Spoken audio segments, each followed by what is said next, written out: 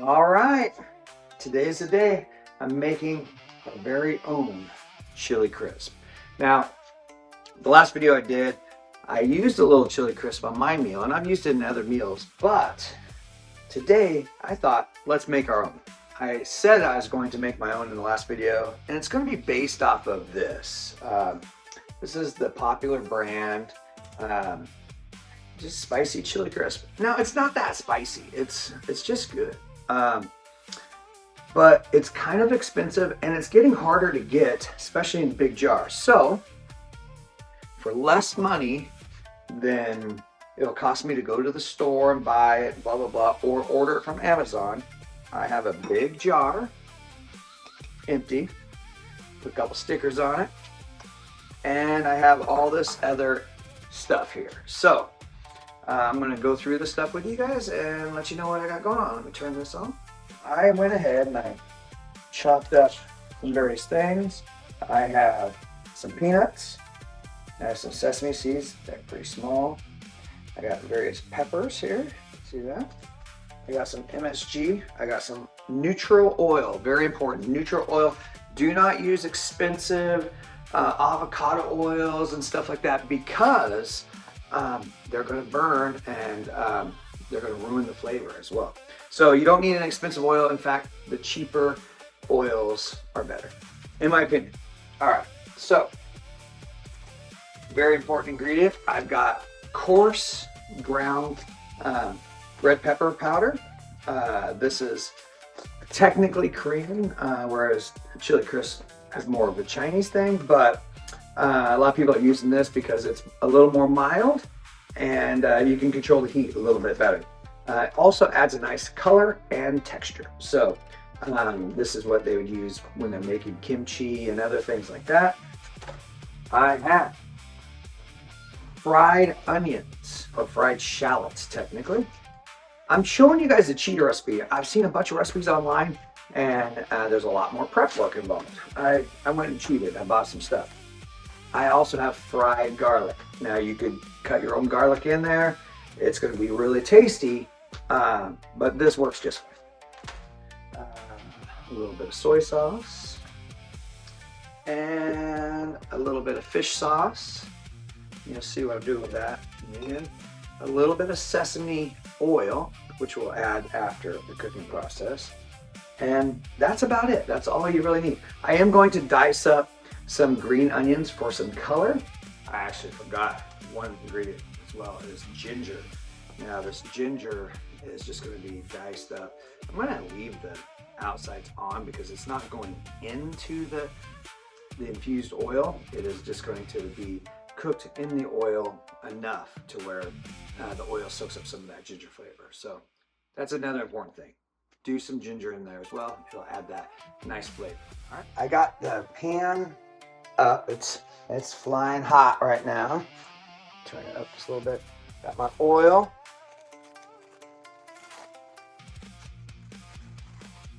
Just pour that in the pan.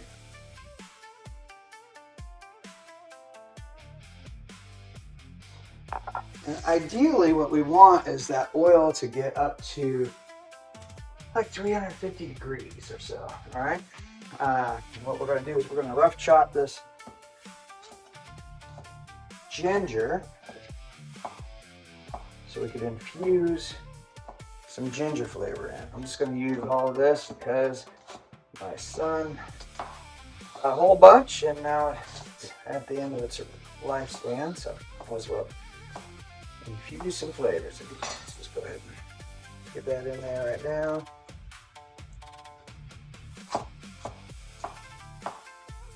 You don't have to worry about it being,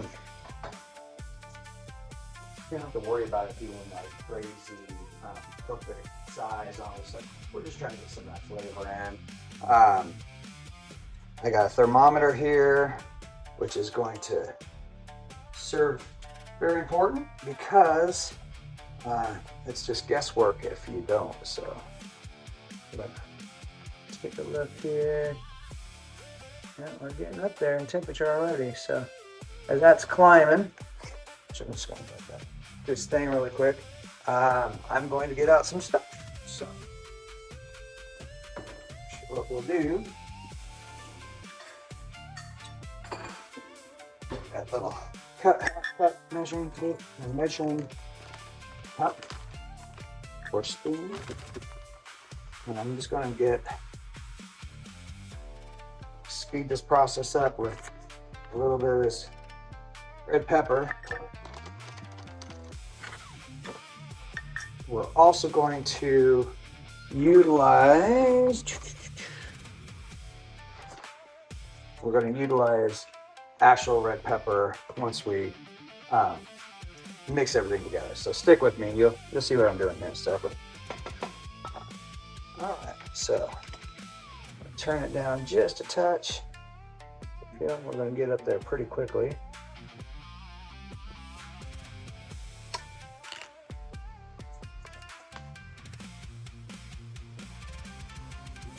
While that oil is coming up to temperature, I'm going to get out some green onions.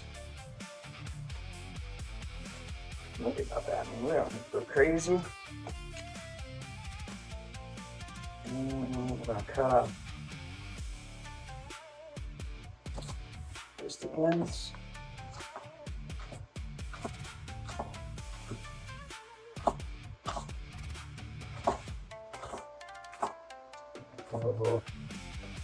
Right there, we're going to put that in the oil. You got to time all this stuff right. You got to make sure you're not adding stuff that's going to burn too soon. And you got to add the stuff that is lesser an issue of burning right away, because you're going to pull that stuff out like the gym did. Check this heat real quick. It's looking pretty hot.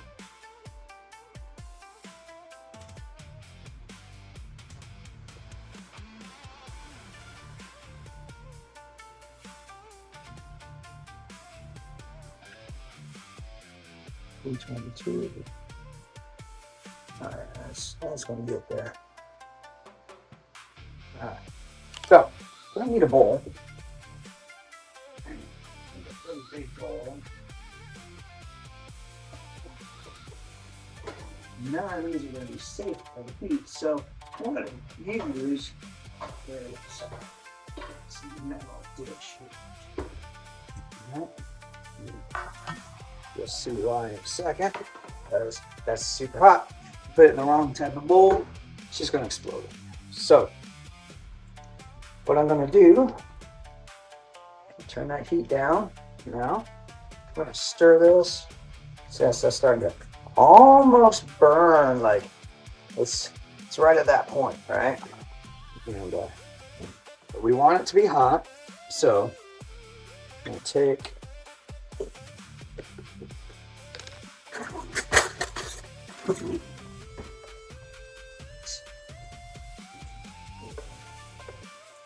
jarred garlic right there. Put that down there. Put these onions, those in there. Finish choppy chops.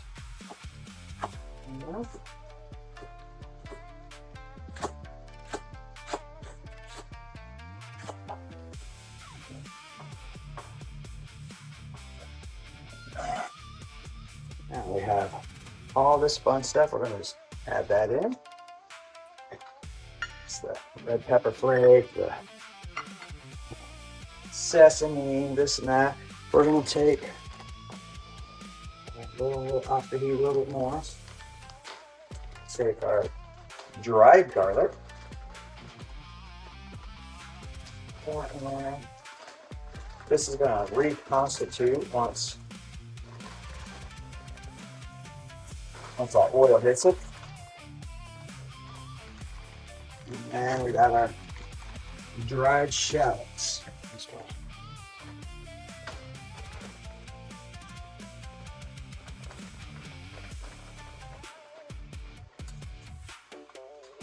Now, I like a lot of stuff in my chili crisp. Some, like off brands, really do it right. Some don't. And so I'm just going to be one of those off brands. We're going to pour the stuff right over the top. Trying to catch all that stuff up. Probably burning.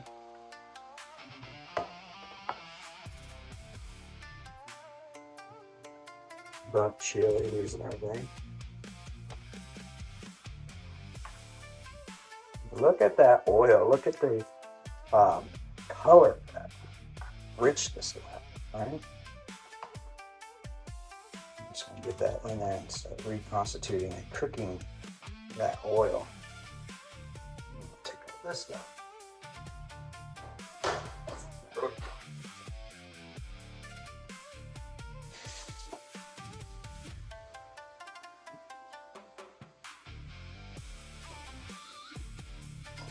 Now, this stuff is we still need some oil, I think, and so I'm going to warm up a little bit more. And I mean, this is good. This is going to give you that crunch and the yumminess. But I think if we get a little bit more oil going, that'll be good. So.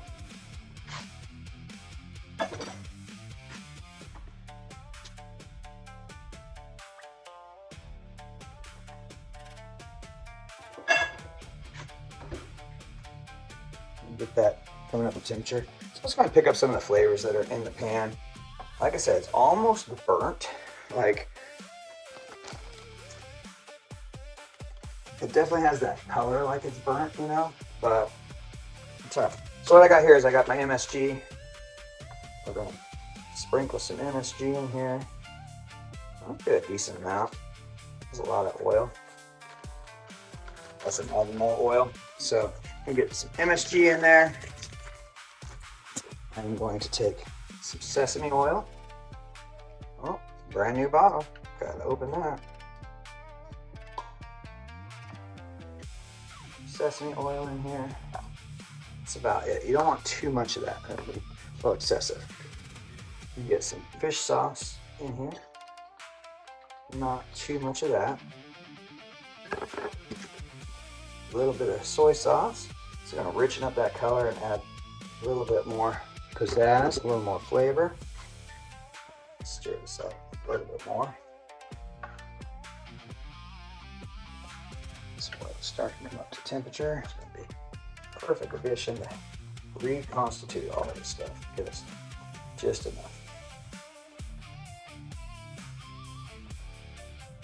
While that's doing its thing, get this nice little marinade on. I'm gonna add one more thing. I saw another guy do this. And, it seemed like a good addition. Just add a little bit of subtle sweetness to this. Nice. 3 small squirts in there. Not enough that probably anybody will notice, but definitely enough that you're going to get a nuance of flavor around. All right. Yeah, look at that. Very, very chunky. Very much that crisp factor. And all right. Yeah, just take this hot oil. Get that secondary cook on.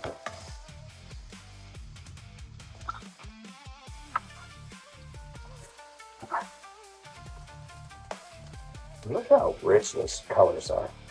I mean, I don't know if you could see it. I know you can't smell it. But boy, there is some vibrance to it, and I can only imagine what the flavor profile is going to be like. And we're going to find out when this cools down. Now, most people, let me put this thing here. Most people think that this is going to be super, super spicy, and I don't think it's going to be that spicy. I think it's going to be flavorful and a little bit of char going on because we did char some stuff in the oil. And then you're going to have all that crunchy bits and spice. And I think that the heat's going to keep adding to it. All right, so one thing that's important to me with the chili crisp is that crunch factor. So a lot of times you'll get something that doesn't have very much, like you buy a brand and it won't have very much stuff. This main brand that we see all the time, this batch, it's got a lot of stuff in there. but not as much stuff as like big hearty crunchy bits. It's all pretty small. And then I've gotten stuff that's just super, super hot, but not very flavorful. And then I've got stuff that's very flavorful, not very hot. I'm hoping I'm gonna be somewhere in the middle. When I look at this, color-wise, we're just doing great. I'm really impressed with the color. They say that flavor-wise and everything, it takes a few days to really get that flavor profiles in. But we're gonna put it all in this jar, and I'll probably let it sit at least a couple hours, and then we'll come back and we'll give it a try. So that's it. That's pretty much all you have to do is combine all those ingredients, and boom, you got chili crisp. You want to let it like meld together though. So we're gonna do that, and yeah.